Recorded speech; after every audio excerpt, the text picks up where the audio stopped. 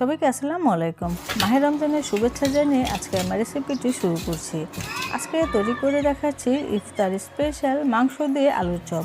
অনেক তো নর্মাল আলুর চপ খাওয়া হলো, এবার খাওয়া হোক মাংস দিয়ে আলুর চপ, যেটা খেতে ভীষণ মজা এবং হবে অনেক বেশি মুচমুচে। উপরটা হবে মুচমুচে এবং ভেতরটা থাকবে সফট। সব কিছু মিলিয়ে এই আলুর চপটা খেতে ভীষণ মজা। আশা করছি আজকের এই রেসিপিটি আপনাদের কাছে অনেক বেশি ভালো লাগবে, কাজে আসবে। লাইক, শেয়ার, কমেন্ট করতে ভুলবেন না। চলে যাচ্ছি পুরো রেসিপিতে। আজকের এই আলু চপ তৈরি করার জন্য লাগবে আলু। এখানে আমি বড় সাইজের 4টা আলু ভালো করে সেদ্ধ করে নিয়েছি। আর আলু সেদ্ধ হওয়ার পরে কোনোভাবেই পানিতে ফেলে রাখবেন না, এতে করে আলু কিন্তু ভেতরে নরম হয়ে যায়, যেটা ভালো লাগে না। আর আলু কখনোই অতিরিক্ত সেদ্ধ করা যাবে না, একটু কম সেদ্ধ করতে হবে, তাহলে সেই আলু দিয়ে যে কোনো আইটেম তৈরি করুন না কেন ভালো হবে। তো আলুগুলোকে খুব ভালো করে ম্যাশ করে নিতে হবে, যেন ভেতরে কোনো প্রকার দানা না থাকে। এখন আমি নিয়ে নিলাম মাংস। এই মাংসটাকেও আমি একটু আদা রসুন বাটা, একটু গোলমরিচের গুঁড়া, একটু লবণ দিয়ে সেদ্ধ করে নিয়েছিলাম। মাংসটাকেও অতিরিক্ত সেদ্ধ করা যাবে না, যেন ভর্তা হয়ে যায়। একটু শক্ত রাখলে আলুর সাথে মেখে নিলে এই মাংসটা দেখা যাবে বা বোঝা যাবে, যেটা খেতে ভালো লাগবে। আমি কিন্তু এখানে মুরগির হাড় ছাড়া বুকের মাংস নিয়েছি, মানে এক সাইডটা নিয়ে নিয়েছিলাম, তারপরে সেদ্ধ করে নিয়েছি। আর মাংসটা এরকম একটু ছাড়িয়ে নিয়েছি, অতিরিক্ত ছাড়ানোর দরকার নেই, এরকম একটু আধা ভাঙ্গা করে নিলে হয়ে যাবে। এখন আমি আলুর উপরে এই মাংসগুলো দিয়ে দিলাম। তো হাত দিয়ে বা আপনারা চাইলে কাঁটা চামচ দিয়েও ছাড়িয়ে নিতে পারেন। এখন আমি 1/3 কাপ পরিমাণে পেঁয়াজ কুচি দিয়ে দিলাম। পেঁয়াজটা একবারে মিহি কুচি করে নিতে হবে, আপনারা দেখে নিশ্চয়ই বুঝতে পারছেন। সে সাথে 2 টেবিল চামচ পরিমাণে ধনিয়া পাতা কুচি এবং স্বাদ অনুযায়ী দিয়ে দিতে হবে কাঁচামরিচ। আমি লাল এবং সবুজ দুটোটাই ব্যবহার করেছি। এখন দিয়ে দিচ্ছি 1/3 কাপ পরিমাণে পেঁয়াজ বেরেস্তা। সেই সাথে আধা চা চামচের একটু বেশিভাবে দিয়ে দিলাম ভাজা জিরার গুঁড়া। সেই সাথে আধা চা চামচ পরিমাণে গরম মশলা গুঁড়া এবং আধা চা চামচ পরিমাণে লাল মরিচের গুঁড়া এবং আধা চা চামচ পরিমাণে মাংসের মশলা। সেই সাথে 1/4 চা চামচ টেস্টি সল্ট দিয়ে দিলাম, এটা অপশনাল। তো স্বাদ অনুযায়ী লবণ দিতে হবে, আমি এখানে 1 চা চামচ পরিমাণে লবণ দিয়েছি। সেই সাথে আধা চা চামচ পরিমাণে চিলি ফ্লেক্স দিয়ে দিলাম। তো ঝালটা নিজেদের ইচ্ছে মতো বাড়িয়ে কমিয়ে দেওয়া যাবে, সমস্যা নেই। এখানে আমি একটি ডিম ব্যবহার করলাম। তো টেস্টি সল্টটা আসলে আপনারা চাইলে দিতে পারেন, দিলে একটু খেতে ভালো লাগে। এখন আমি এখানে 2 চা চামচ পরিমাণে ঘি ব্যবহার করলাম। তো সব কিছু দেওয়া হয়ে গেলে খুব ভালো করে মাখিয়ে নিতে হবে। আচ্ছা, আমি যা যা এখানে মিশালাম এর মধ্যে টেস্টি সল্ট, মাংসের মশলা এবং ঘি, এই তিনটার একটাও যদি আপনার হাতের কাছে না থাকে তাহলে সমস্যা নেই, এগুলি ছাড়াও খেতে ভালো লাগবে।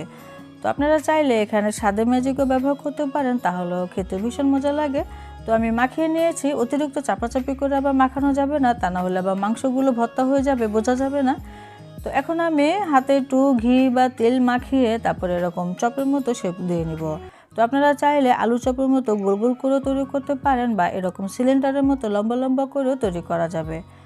যার যেভাবে সুবিধা বানাতে পারেন, কোনো সমস্যা নেই। আমি তো এরকম লম্বা করে তৈরি করলাম, আর একটু বড় সাইজ করে তৈরি করেছি। আমি সব কটা চপ বানিয়ে নিয়েছি। এখন পরবর্তী স্টেপে যাওয়ার আগে এগুলিকে ফ্রিজে ডিপে রেখে দিব, এতে করে এগুলি কিছুটা সেট হয়ে যাবে। এখন এখানে লাগবে একটি ডিম। এখন ডিমের মধ্যে আমি সামান্য একটু গোলমরিচের গুঁড়া এবং সামান্য একটু লবণ দিয়ে ডিমটাকে ফেটিয়ে নেব। তো তার মধ্যে এখানে আমি 2 টেবিল চামচ পরিমাণে লিকুইড দুধ দিয়ে দিলাম। তো এরকম সামান্য একটু লিকুইড দুধ যদি দিয়ে দেন তাহলে আর আরেকটা ডিম লাগবে না, একটি ডিমে কাজ হয়ে যাবে।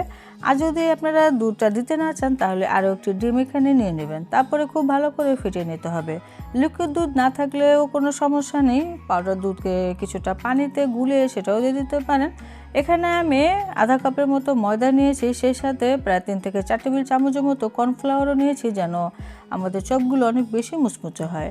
এবং লাগবে ব্রেড ক্রাম। এই ব্রেড ক্রামগুলো আমি ঘরেই তৈরি করেছি, এটাও খুবই সহজে তৈরি করেছিলাম, আমি আমার চ্যানেলে দিয়েছিলাম, আপনারা চাইলে ঘুরে আসতে পারেন। এখন এই মাংসের আলুর চপগুলো একটা একটা করে ময়দা এবং কর্নফ্লাওয়ারে ভালো করে এভাবে উল্টে পাল্টে কোট করে নিতে হবে, তাহলে মুচমুচে হবে। তো তারপরে দিয়ে দিতে হবে ডিমে দেওয়ার পরে এরকম একটু উল্টে পাল্টে ঘুরিয়ে ফিরিয়ে কোট করে নিতে হবে। তারপরে 3 নম্বর স্টেপ হচ্ছে ব্রেড ক্রাম। তো ব্রেড ক্রাম দিয়েও এখানে খুব ভালো করে একটু কোট করে নিতে হবে, এখানে চাপাচাপি করার দরকার নেই, হালকা করে দিলে খুব সুন্দরভাবে এই ব্রেড ক্রামগুলো লেগে যাবে। তো আমি আরও একটি এরকম কোট করে দেখিয়ে দিচ্ছি, আপনারা চাইলে এটাকে ডাবল কোটিংও করতে পারেন, এতে করে আরও বেশি মুচমুচে হয়। তো এখন আমি একটি ডাবল কোটিং করে দেখাচ্ছি। ব্রেড ক্রামে দেওয়ার পরে আবারও ডিমের মধ্যে কোট করতে হবে, তারপরে পুনরায় ব্রেড ক্রামে দিয়ে দিতে হবে। তো এভাবে করে আপনারা ডাবল কোটিং করে নিতে পারেন। সবগুলো চপ আমি ঠিক একইভাবে তৈরি করে নিয়েছি, তারপরে ডিপ ফ্রিজে রেখে দিয়েছিলাম প্রায় আধা ঘন্টা বা 1 ঘন্টার মতো। এতে করে খুব সুন্দরভাবে সেট হয়ে যায়। আপনারা অবশ্যই চেষ্টা করবেন ভাজার কিছুক্ষণ আগে ডিপ ফ্রিজে রেখে দিতে। তারপরে নামিয়ে এখন আমি ডুবো তেলে ভেজে নিচ্ছি। অবশ্যই ডুবো তেলে ভেজে নিতে হবে। তেলটা যখন খুব ভালো করে গরম হয়ে যাবে তখন এই চপগুলো দিয়ে দিতে হবে। দেওয়ার কিছুক্ষণ পরে এরকম একটু উল্টে পাল্টে দিতে হবে, আর চুলার জালটা কিছুটা কমিয়ে দিতে হবে, তা না হলে আবার উপরটা তাড়াতাড়ি কালার চলে আসবে এবং মুচমুচে হবে না। তো উল্টে পাল্টে এরকম খুবই সুন্দর কালার আসার আগ পর্যন্ত ভেজে নিয়েছি। তো চুলার জালটা অবশ্যই একটু কমিয়ে ভেজে নিতে হবে। তো চপগুলো ভাজা হয়ে গিয়েছে, এখন আমি তেলটা ঝরিয়ে উঠিয়ে নিচ্ছি। বাকি চপগুলো আমি ঠিক একইভাবে ভেজে নেব। আর এই ডিমের চপগুলো দেখতেও যেমন সুন্দর আবার খেতেও কিন্তু অসম্ভব মজার। তো পরবর্তী ব্যাচটাও আমি দিয়ে দিলাম। অবশ্যই ডুবো তেলে দিতে হবে, আর দেওয়ার পরে আপনারা হাতলটা ধরে তেলটাকে এরকম একটু ডুবিয়ে দিতে পারেন। এতে করে এই চপগুলোর নিচে আর দাগ লেগে যায় না। তো এই ব্যাচটাকেও ভেজে আমি তেলটা ঝরিয়ে উঠিয়ে নিলাম। এখন আমি ঢেলে নিচ্ছি।